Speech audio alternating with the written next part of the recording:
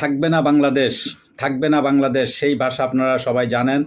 সেই ময়ূক রঞ্জন ঘোষ, বাংলাদেশের রিপাবলিক বাংলার চ্যানেলের উপস্থাপক ময়ূক চন্দ্র ঘোষের সেই বয়ান, সেই ভাষণ, থাকবে না বাংলাদেশ, তার সেই ডায়লগে কথা বলছিলেন আমাদের পিনাকি ভট্টাচার্য দাদা।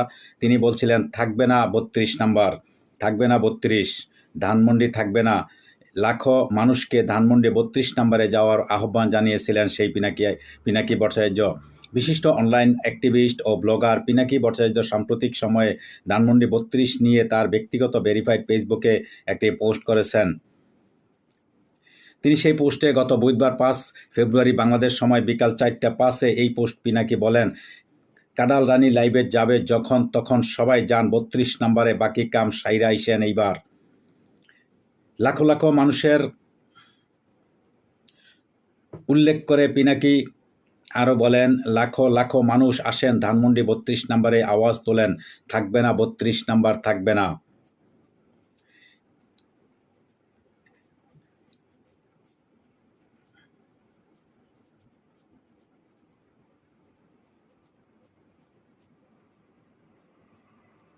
সারা দেশে দর্শক বিক্ষোভে আপনারা জানেন যে ফেটে পড়ছে সারা দেশের মানুষ, সমাবেশ আহ্বান, সবাই আহ্বান করতেছে, সবাই সবাইকে জানান দিতেছে যে আপনারা সবাই চলে আসেন ৩২ নম্বরে। এমনিভাবে সবাই চলে আসলেন, আইসা সেই ৩২ নম্বরকে একদম ধূলিসাৎ করে দিলেন।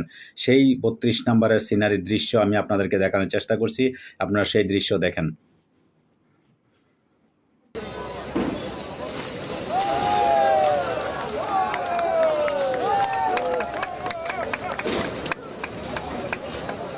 ধানমন্ডি ৩২-এর ১০ নম্বর বাড়ি, যে ভবনের সামনের রাস্তাতেও প্রবেশ করতে পারতেন না সাধারণ মানুষ, তার ধ্বংসস্তূপের ওপর দাঁড়িয়ে উল্লাস ছাত্র জনতার।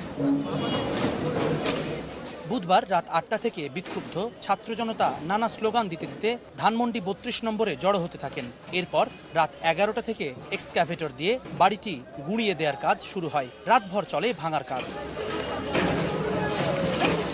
সকালে বাড়ে কাজের গতি, অর্ধেকের বেশি অংশ গুঁড়িয়ে দিয়ে চলে যায় এক্সক্যাভেটরটি। আবারও অন্য একটি এক্সক্যাভেটর এনে পুরোপুরি গুঁড়িয়ে দেওয়া হবে ভবনটি। স্বৈরাচারীর প্রতীক আখ্যা দিয়ে এই ভবন ভেঙে ফেলায় সন্তুষ্ট ছাত্র জনতা। আজকে যেভাবে শেখ হাসিনা আস্থা করে পতিত হয়েছে, এখন পরবর্তীতে কেউ না কেউ ক্ষমতায় তো আসবে, তারা জানি এই শিক্ষা থেকে অন্ততপক্ষে ফ্যাসিবাদ কায়েম না করে। আসলে শেষ রক্তবিন্দু দিয়ে হলো আমাদের দেশের স্বাধীনতাকে আমরা অক্ষুণ্ণ রাখার জন্য যখন যেটা প্রয়োজন সেটাই সিদ্ধান্ত নেব এবং ইনশাআল্লাহ বাস্তবায়ন করব। আমাদের কষ্টের টাকা, আমাদের বাবা মায়ের কষ্টের টাকা যেভাবে তারা নিয়ে গিয়েছে, মানুষের অনেক ক্ষোভ রয়ে আছে এটার মধ্যে। আন্দোলন থেকে ১ নাম্বার তার ফাঁসি চাইতে হবে, ফাঁসি ছাড়া কোনো পথ নাই। যে গণহত্যা করছে এতে কোনো মাপ পাওয়ার কিছু নাই। আগামীতে কেউ যেন ফ্যাসিস্ট হয়ে না ওঠে, এই কারণে স্বৈরাচারীর সব প্রতীক ধ্বংস করার দাবি সাধারণ মানুষের। একই সঙ্গে জায়গাটি জনকল্যাণে ব্যবহার করার দাবি জানান আগতরা। জুলাই হত্যাকাণ্ডের বিচার ত্বরান্বিত করারও তাগিদ তাদের। যেই মানুষের আত্মসাৎ করবে, মানুষের সম্পদ নষ্ট করবে, দেশকে বিপদে ফেলবে, তার এই অবস্থা এমন হয়। আজকে ইতিহাসের সাক্ষী হতে আসলাম, কারণ হয়তো একদিন আমাদের ছেলেমেয়েরা এগুলো বইতে পড়বে, তখন হয়তো তাদেরকে বলতে পারবো যে না, আমি ওখানে ছিলাম। স্বৈরাচারী হাসিনার যে কার্যকলাপ, তার পরিপ্রেক্ষিতে জনরোষে আজকে এর পরিণতি। তো আমি মনে করি এই জায়গাটার একটা সুষ্ঠু ব্যবহার করা দরকার। একটি শহীদের রক্তের বিনিময় হচ্ছে কি এই বঙ্গবন্ধুর ইতিহাস বা শেখ মুজিবের ইতিহাস বা শেখ হাসিনার ইতিহাস কি বেশি দামি? বেশি দামি না। একজন শহীদের রক্তের বিনিময় হচ্ছেও বেশি দামি না। আমাদের প্রায় ২,৫০০-এরও বেশি শহীদ হয়েছে। ঘটনার সূত্রপাত বুধবার। নিষিদ্ধ ঘোষিত সংগঠন ছাত্রলীগের ভার্চুয়াল অনুষ্ঠানে যুক্ত হয়ে ক্ষমতাচ্যুত প্রধানমন্ত্রী শেখ হাসিনার ভাষণের ঘোষণার প্রতিবাদে মার্চ টু ধানমন্ডি ৩২ কর্মসূচির ডাক দেন বিক্ষুব্ধ ছাত্র জনতা।